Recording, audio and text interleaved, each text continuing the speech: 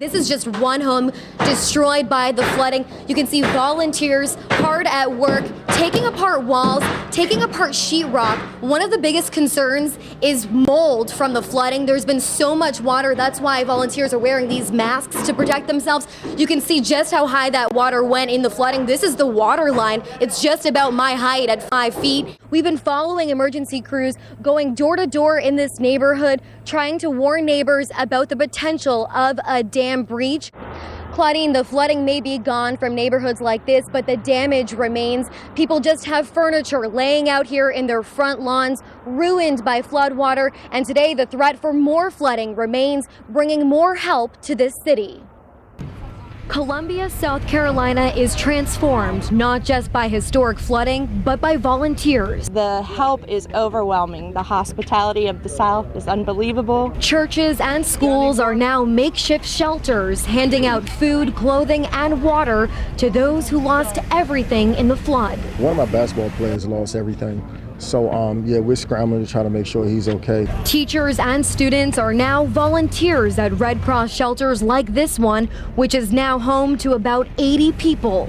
This is the first time. This is historic for Richland County. In all his years in law enforcement, Lieutenant Curtis Wilson says he's never seen storm damage to this magnitude. We're still dealing with the flooding. We're still dealing with roads that are down. We're still dealing with power outages. We're still dealing with areas that don't have water. And he says many homes are still in danger of flooding if they sit next to unstable dams like this one on Beaver Road. Stable, unstable, stable, unstable. So a pretty volatile dam at this point due to all the heavy rains that we've had and the flooding that's been going on. That's why swift water rescue teams and the National Guard lined the streets Wednesday, warning neighbors to get ready to evacuate if the dam breaks. Crews worked all day to keep it stable by pumping out water and adding 2 tons of rocks to the dam.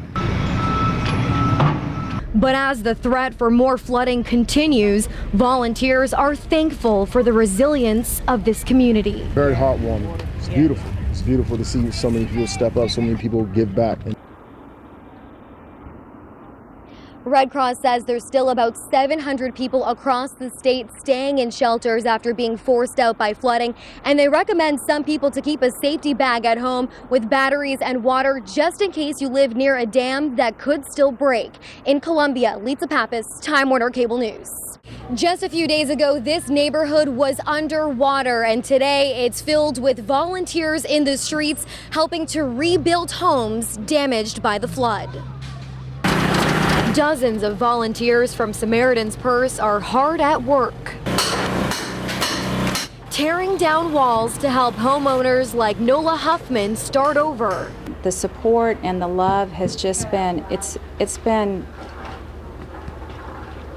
just been so much. We are so grateful. Huffman says her family only had about 20 minutes to escape the flooding Sunday. Later that night, her neighborhood was mostly underwater. And sure enough, this guy was riding a boat down through the middle of the road here, and you could look over and look at my blue tarp. And there it was. She says this street was more like a river, but now that the water is gone, it's time to clean up and rebuild.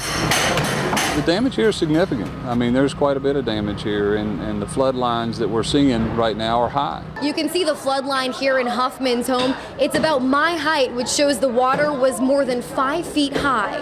We're having to take all of the sheetrock out, all of the insulation out. We're taking the house back down to the studs, and we'll even be taking up the hardwood floors. While Samaritan's Purse gets the home ready for reconstruction, Huffman and her daughters are going through what's left. We've been laughing, you know, when we go through all the mementos, and then you cry, and then you just move on and put it in the trash and say, okay, I've got more important things. Moving on and thankful her family survived the flood.